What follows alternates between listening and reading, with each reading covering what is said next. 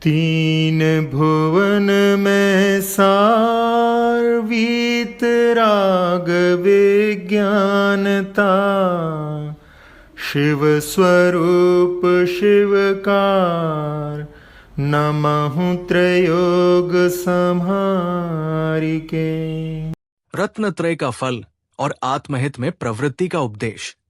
मुख्योपचार दुभेदयों बड़ भागी रत्नत्रय धरें, अरु धरेंगे ते शिव लहें, तिन सुयश जल जगमल हरें। इमि जानी आलस हानि साहस, ठानी यह सिख आदरों, जब लो न रोग जरा गहें, तब लो झटित निज हित करो। बड़भागी जो महापुरुषार्थी जीव।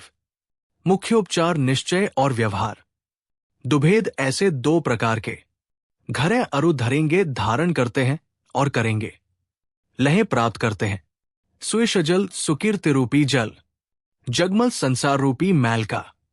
इमी ऐसा हानि छोड़कर साहस पुरुषार्थ, ठानी करने आदरो ग्रहण करो की।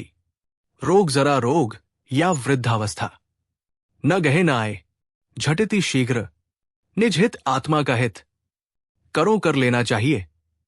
बड़भागी का अर्थ भाग्यशाली अर्थात पुण्यवान है। पुण्य है नहीं है, पुण्य की वांछा है। रत्नत्रय धारण करने योग्य उत्तम शरीर आदि के साधन एवं परिणामों की निर्मलता का योग पुण्य से ही प्राप्त होता है। अत भाग्यशाली को ही मोक्ष का पात्र कहा है। सिद्ध परमात्मा का सुकीर्ति रूपी जल भव्यात्माओं के संसार रूपी मैल को हरण करने वाला है। अत जब तक श्रेणी आरोहण नहीं कर पाते, तब तक पंच परमेष्ठियों का गुणगान निरंतर करना चाहिए।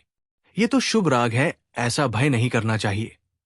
इस प्रकार 7 तत्वों के चिंतन द्वारा श्रद्धा निर्मल करके जिनेंद्र की भक्ति द्वारा शक्ति, साहस प्राप्त कर आलस्य और प्रमाद को छोड़कर शीघ्र ही चारित्र धारण करने का पुरुषार्थ करना चाहिए, क्योंकि रोग एवं वृद्धावस्था आ जाने पर पीछे कुछ भी नहीं हो सकेगा।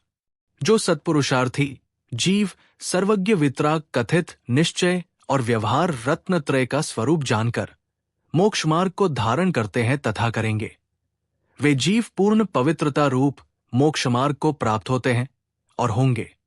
जो जीव मोक्ष को प्राप्त हुए हैं और होंगे, उनका जो सिद्ध परमात्मा का यथार्थ स्वरूप समझकर स्वोन्मुख होने वाले भव्य जीव है, उनके संसार मलिन भाव रूपी मल को हरने का निमित्त है।